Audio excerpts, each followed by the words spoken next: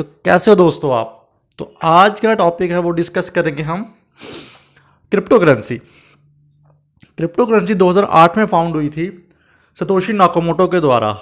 और ये एक सस्पेंस ही रह गया कि सतोशी नाकामोटो एक इंसान है, ग्रुप है, कोई कंपनी है या कोई इंडिविजुअल है। ये सस्पेंस आज तक बरकरार है।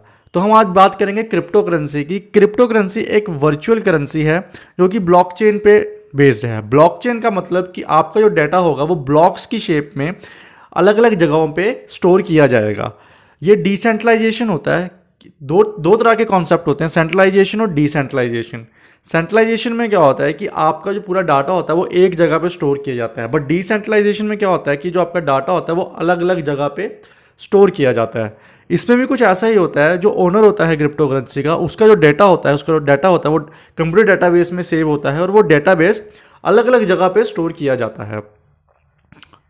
अब क्रिप्टो करेंसी बहुत टाइप की होती है। हमने मेनली सुनी है बिटकॉइन, बट और भी बहुत सारी क्रिप्टो करेंसी मार्केट में अवेलेबल हैं, जैसे कि लिटकॉइन, नेमकॉइन, बिटकॉइन, इथरम।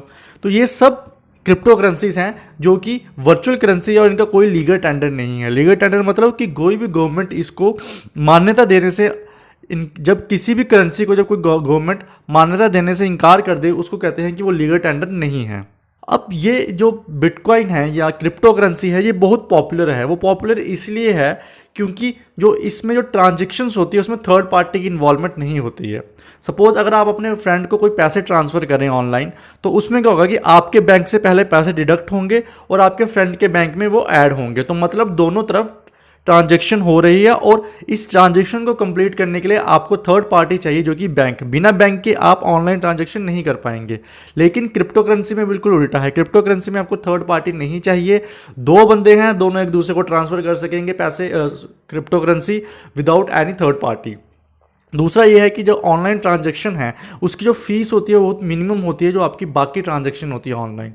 अगर आप ऑनलाइन शॉपिंग करें या ऑनलाइन कोई भी ट्रांजैक्शन करें तो आपकी कुछ फीस डिडक्ट होती है, बट जो क्रिप्टो करेंसी है उसमें जो फीस, उसमें भी फीस डिडक्ट होती है, बट जो as compare to other transactions उसकी फीस बहुत कम होती है।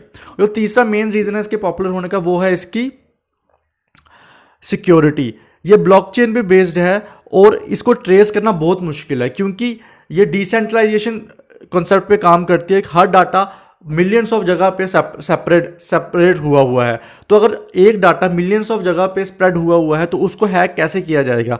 तो हैकिंग इसमें बिल्कुल पॉसिबल नहीं है इस करेंसी में। तो ये बिल्कुल सिक्योर है हैकिंग के मामले में। हालांकि इंडिया में ये बैन हो गई थी, बट अभी रिसेंटली 2020 में सुप्रीम कोर्ट ने इससे बैन हटा दिया गया है। और अभी रिसेंटली बात हो रही है कि क्रिप्टो करेंसी को इंडिया भी अडॉप्ट कर लेगी, लेकिन विद रेगुलेशंस। हम जानेंगे अगर क्रिप्टो करेंसी पर रेगुलेशंस नहीं लगाई गई तो ये कैसे थ्रेट बन सकता है इंडिया के लिए। जैसे मैंने आपको बताया कि ये हिडन नेचर है, ये क्रिप्टो करेंसी हिडन नेचर और डिसेंट्रलाइजेशन पे बेस करते हैं। ट्रेस करना बहुत मुश्किल है इसे। तो इस चांस में क्या होगा कि ये इलीगल एक्टिविटीज़ में यूज़ की जा सकती है, टेरर फंडिंग के लिए यूज़ की जा सकती है। इंडिया आगे ही टेरर एक्टिविटी से इतना जूझ रहा है और अगर क्रिप्टो करेंसी बिना रेगुलेशन के इंडिया में आ जाती है तो टेरर फंडिंग में ये क्रिप्टो करेंसी एक भूमिका निभा सकती है और इंडिया की प्रॉब्लम्स और क्रिएट कर सकती है। दूसरा, क्रिप्टो करेंसी को ट्रेस करना बहुत मुश्किल है। तो अगर आपके पास क्रिप्टो करेंसी होगी तो आप पूरा ट्रांजेक्शन क्रिप्टो करेंसी में करेंगे और उसकी ना ट्रेस करने वाली क्वालिटी की वजह से ही आप टैक्स भी नहीं दोगे, क्योंकि गवर्नमेंट को पता ही नहीं लगेगा कि आप एक्चुअली आपके पास कितना मनी है, कितना धन है, क्योंकि क्रिप्टो करेंसी को ट्रेस होगी नहीं तो आप वहाँ से लोग टैक्स इवेजन भी करना स्टार्ट कर देंगे। जो तीसरा रीज़न है इसका वो है फ्लक्चुएट मनी। क्योंकि अगर आपके पास सपोज क्रिप्टो करेंसी है तो आप गारंटी से ये नहीं कह सकते कि मैं अमीर हूँ, क्योंकि अगर आने वाले 2-3 या 3-4 साल में उस क्रिप्टो करेंसी का अगर मार्केट वैल्यू कम हो जाती है तो आप कंगाल हो जाएंगे। तो फ्लक्चुएशन है मनी की, तो आप इस पर डिपेंड नहीं रह सकते कि अगर आपके पास इतने पैसे हैं, इतनी क्रिप्टो करेंसीज हैं, इतने बिटकॉइंस हैं तो आप अमीर हैं। सपोज आपके पास 2 लाख रुपए है, वो 2 लाख रुपए जो लीगल टेंडर है, जो रुपीज़ है वो है, और वो 2 लाख रुपए हैं आपके पास, वो 2 लाख रुपए 10-20-25 साल के पास 2 लाख ही रहेंगे।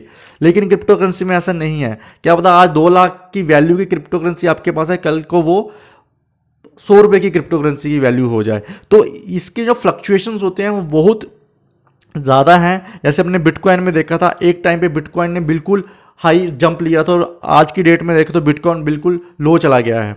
तो इसलिए जो फ्लक्चुएशंस है वो बहुत रैपिडली है और ये आपकी इकोनॉमिक प्रॉब्लम्स को और क्रिएट कर सकती है। और अगर सारे लोग क्रिप्टो करेंसी का यूज़ करने लग जाएंगे तो क्या होगा कि जो रुपी है वो डिग्रेड हो जाएगा। अभी रुपी 75-74 चल रहा है डॉलर के मुकाबले, बट अगर लोगों ने क्रिप्टो करेंसी यूज़ करना शुरू कर दी तो ये रुपीज़ और नीचे आ जाएगा और मे भी 100-150 डॉलर के इक्विवेलेंट हो जाए। तो क्रिप्टो करेंसी का यूज़ बिना विदाउट एनी रेगुलेशंस रुपीज़ को भी डिग्रेड कर सकता है। कि पूरी वर्ल्ड में ये क्रिप्टो करेंसी बैन नहीं है, कुछ कंट्री जैसे जापान, स्विट्जरलैंड, कनाडा वो अपनी पेमेंट मेथड में इन क्रिप्टो करेंसी का यूज़ करती है। हालांकि अभी रिसेंटली एक न्यूज़ खुल के आ रही है सामने कि भारत अपनी क्रिप्टो करेंसी लॉन्च करेगा और विद रेगुलेशंस, और ये करना भी चाहिए क्योंकि अगर रेगुलेशंस नहीं होगी क्रिप्टो करेंसी पे तो ये बहुत डेंजरस है, थ्रेट है हमारे देश के लिए, क्योंकि ये इंक्रीज कर देगा money laundering, terror financing, illegal activities को। तो इन सब को कर्ब करने के लिए एक रेगुलेशन इन क्रिप्टो करेंसी पे होना बहुत ज़रूरी है, अदरवाइज ये डिस्ट्रक्शन ही करेंगे और हमारे देश को इससे जूझना पड़ेगा। तो चलिए, आई होप आपको आज का पॉडकास्ट अच्छा लगा होगा। तो मिलते हैं अगले पॉडकास्ट में, सब्सक्राइब करना ना भूलें। Bye bye.